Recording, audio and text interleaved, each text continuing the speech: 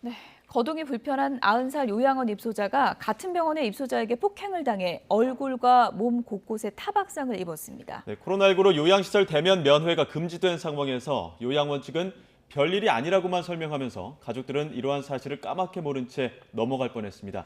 이번 사건 취재한 취재기자와 더 자세한 이야기 나눠보겠습니다. 김예린 기자 나와 있습니다. 어서 오십시오. 네, 안녕하세요. 네, 저 이 영상을 보고 상당히 좀 충격을 받았는데, 그러니까 요양원에서 그 90세 할머니가 폭행을 당한 거잖아요. 어떻게 된 일입니까? 네, 먼저 CCTV 영상으로 예. 직접 보시겠습니다. 네, 지난 11일 오후 3시 반쯤 경기 남양주시에 있는 요양원 CCTV 영상입니다. 거동이 불편한 여성 입소자들의 방에 남성 입소자가 뒷짐을 진 채 들어서고 맨 끝자리에 놓은 90살 할머니에게 다가서더니 삿대질을 하면서 무언가 이야기하는 듯한 모습입니다. 그러다가 팔을 비틀고 이렇게 반대로 비트는 모습이고요. 할머니는 누운 채 저항하지만 손을 거칠게 들어서 가슴을 때리거나 또 숨을 못 쉬게 코와 입을 짓누르는 모습입니다. 네, 이런 폭행과 위협은 3분 넘게 이어졌고 뒤늦게 요양원 관계자가 말리면서 사태는 일단락됐습니다. 계속되는 폭행에도 거동이 불편한 A 할머니는 제대로 저항하지 못한 채 당할 수밖에 없었는데요.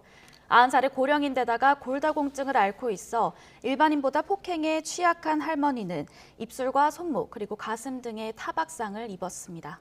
예, 지금 성별이 다르다 보니까 다른 방을 사용하고 있었을 텐데 아무런 제재 없이 또 다른 할머니들 방에 들어간 것도 좀 문제의 소지가 있어 보이기도 하고요. 가족들은 이 사건이 일어난 뒤에 요양원 측의 태도나 해명이 좀 황당하다 이런 반응이죠. 네. 이제 사건이 일어난 당일 오후 4시 반쯤에 가족들은 요양원 관계자들의 전화를 받습니다. 관계자는 치매 환자가 A 할머니의 자리가 본인의 자리인 줄 알고 비키라면서 손을 비트는 일이 있었다고 이야기합니다. 하지만 큰일은 아니었다면서 A 할머니에게 파스를 발라주고 청심환을 줬고 병실을 2층에서 1층으로 옮겼다고 설명했는데요. 예. 또 A 할머니가 경찰에 신고해달라고 호소하는데 가족들에게 경찰에 신고했다고 거짓말로 둘러대라고 말하기도 했습니다. 이런 대수롭지 않은 듯한 관계자의 설명에 가족들은 사건의 심각성을 모르고 있었습니다. 근데 가족들은 다음 날 이제 무서워서 못 있겠다. 여기에 있으면 곧 죽을 것 같다는 노모의 전화를 받고서야 예. 이제 뭔가 심각한 일이 있었다라는 것을 직감합니다. 가족들의 이야기 직접 들어보시겠습니다. 별일 아니다. 걱정하지 말고 어머니가 경찰에 신고를 자꾸 해달라는데 신고를 한 걸로 하고 엄마를 좀 안심시키면 안 되겠느냐. 당장 여기서 죽을 것 같고요. 너무 무섭다. 옮겨달라. 네, 가족들은 곧바로 요양원을 찾아가서 CCTV를 보여달라고 항의했지만 또다시 요양원 측은 큰일이 아닌데 CCTV를 보아서 무엇하겠느냐며 반문했다고 합니다. 가족들과 함께 CCTV를 확인한 요양원 측의 반응도 황당했는데요. 직접 들어보시죠.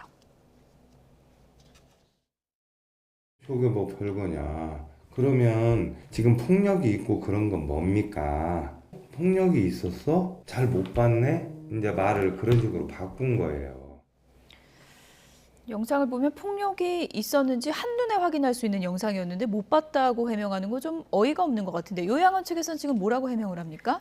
네, 요양원 측은 오히려 가족들에게 협박을 당했다고 주장하고 있습니다. 예. 가족들에게 사과는 했지만 피해 보상을 요구한다는 겁니다.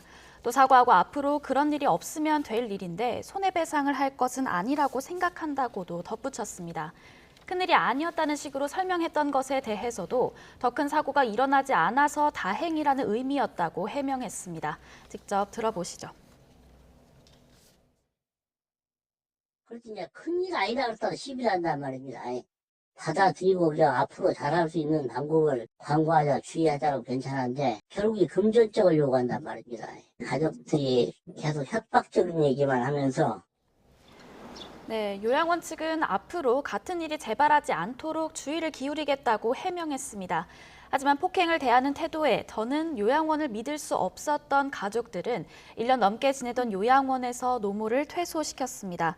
또 관계자들을 방임 혐의로 경찰에 고소한 상태이고요. 경찰은 해당 CCTV 영상을 확인하는 등 조사에 착수했습니다. 지금 뭐 이렇게 안일한 대처나 해명이 또 이렇게 일을 키운 게 아닌가 이런 생각도 드는데 요양시설 내 폭행이 지금 보신 것처럼 뭐 입소자 간에도 있겠지만 종사자와 입소자, 그러니까 종사자가 입소자를 폭행하는 그런 사건들도 빈번하게 일어나지 않았습니까? 네, 저희 YTN이 요양원 폭행이나 학대 사례를 여러 차례 보도했었고 또 CCTV 영상을 확보해서 보도하기도 했습니다. 직접 화면으로 보시겠습니다. 네, 지난해 6월 경기 고양시에 있는 요양원에서 요양보호사가 치매 어르신을 학대하는 모습입니다. 영상 속에서 요양보호사는 피해 할머니의 머리채를 거칠게 잡고 밀칩니다. 또 몸을 가누지 못하는 할머니의 머리를 때리기도 하는데요. 다른 요양보호사의 내부 고발로 이런 학대 행위가 드러나게 된 건데 요양원이 가지고 있다는 3개월치 불량 CCTV 가운데 극히 일부에 불과해 추가적인 학대 행위도 우려되는 상황이었습니다. 이때도 요양원 측의 반응은 황당하기만 했습니다. 전화통화를 통해 아프다, 꼬집는다는 노모의 이야기를 들은 가족들이 관계자들에게 물어도 관계자들은 별일 없이 잘 지내고 있다고 둘러댔다고 합니다. 예. 또 이제 합의금을 원하는 대로 줄 테니 경찰에 신고하지 말아달라고 가족들에게 요청했다는 의혹도 있습니다. 저렇게 폭행을 당하고 있어도 알릴 방법이 없었던 할머니, 할아버지들은 얼마나 답답한 마음이었겠습니까? 네. 또 최근에 상황을 보면 코로나 때 대면 면회가 가족들하고 안 됐잖아요. 네네. 그러니까 이런 사실을 알리기도 굉장히 힘들었을 것 같아요. 네, 그렇습니다. 코로나19 유행 이후에 이제 요양시설 대부분이 대면 접촉 면회를 금지했고 또 정부는 지난해 11월부터 비접촉 대면 면회만 허용했습니다. 그렇다 보니 시설 안에서 폭행이 일어나면 다른 가족들은 피해 사실을 전해 듣지 않는 한 그 사실을 알아챌 수가 없는 건데요. 앞서 말씀드린 두 사건의 경우에는 모두 요양원 측이 사건을 무마하려는 듯한 모습을 보였습니다. 가족들은 입소자를 직접 만날 수가 없다 보니 큰일이 아니다, 잘 지내고 있다는 요양원 측의 설명을 믿을 수밖에 없었던 겁니다. 실제로 코로나19 이후 시설 내 학대 건수가 증가한 것으로 조사됐는데요. 네. 중앙노인보호 전문기관 보고서를 보면 노인의료, 주거복지시설에서 일어난 학대는 2019년 486건에서 2020년 521건으로 7.2% 늘었습니다. 전문가들은 코로나19로 이제 요양시설의 폐쇄성이 심화하면서 노인 학대가 늘어나고 있다고 분석했습니다. 또 대면 면회가 어려워지고 공간 자체도 폐쇄되면서 학대 가능성이 커졌다는 겁니다. 또 요양보호사들이 코로나19 이후에 업무 부담이 가중된 것도 요인으로 꼽았습니다. 예. 자, 이런 가운데 지금 코로나19 확산세가 꺾이면서 또 정부가 한시적으로는 대면 접촉 면회를 허용하기로 했죠. 네. 정부는 이제 5월 가정의 달을 맞아서 오는 30일부터 다음 달 22일까지 3주 동안 요양병원과 요양원의 접촉 면회를 허용하기로 했습니다. 그동안 요양시설 환자나 입소자들은 가족들과 영상통화나 전화로 대화를 나눌 수 있었습니다. 가족들이 찾아오더라도 통유리를 사이에 두고 비접촉 면회만 가능했는데요. 오는 30일부터는 유리 없이 마주보고 이야기를 나눌 수 있게 된 건데 단 이제 몇 가지 조건이 있습니다. 먼저 입원 환자와 시설 입소자는 4차 접종을, 또 면회객은 3차 이상 접종을 마쳐야 합니다. 또 17세 이하 입원 환자나 입소자는 예방접종을 하지 않아도 되고 17세 이하 면회객은 2차 이상 접종을 마쳐야 합니다. 예. 또 격리 해제된 지 90일이 넘은 입원 환자, 입소자와 면회객은 2차 이상 접종한 경우에만 면회할 수 있습니다. 만약에 격리 해제된 지 3일에서 90일 이내라면 접종과 무관하게 면회할 수 있습니다. 면회할 때도 주의사항이 있습니다.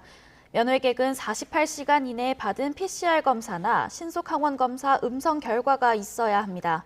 또 사전 검사를 못한 경우에는 일반 신속항원 검사 키트로 현장에서 검사할 수도 있습니다. 면회 중에는 음식물이나 음료 섭취는 금지되고요. 또 면회 뒤에는 면회 공간을 소독하고 15분 이상 환기해야 합니다. 네. 아무래도 코로나 터널이 요양원 계신 분들한테는 더 어둡고 긴 터널이었을 텐데 이제부터라도 가족들과 좀 직접적으로 만나고 소통할 수 있으면 조금은 나아지지 않을까 싶네요. 지금까지 김혜린 기자였습니다. 고맙습니다.